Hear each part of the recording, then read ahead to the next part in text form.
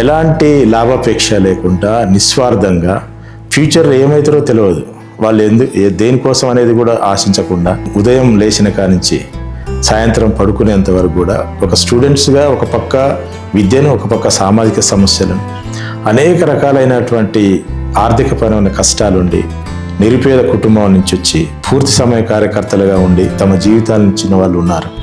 అంతమంది ప్రాణాలు ఇచ్చిన వాళ్ళు ఉన్నారు.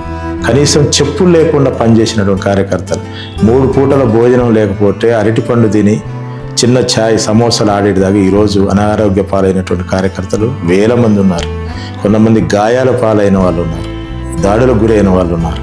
ప్రత్యక్షంగా పరోక్షంగా ఎక్కడ పేరు కోసం ప్రతిష్ట కోసం ఆశించని నికాసైనటువంటి నిబద్ధత కలిగిన, ఈ దేశం నాకేమిచ్చిందని కాదు, ఈ దేశానికి నేనేమిచ్చినని పరితపించేటువంటి కార్యకర్తలే మాకు ఆదర్శం. వాళ్ళని చూసే చాలామంది ఈరోజు పనిచేస్తున్నారు.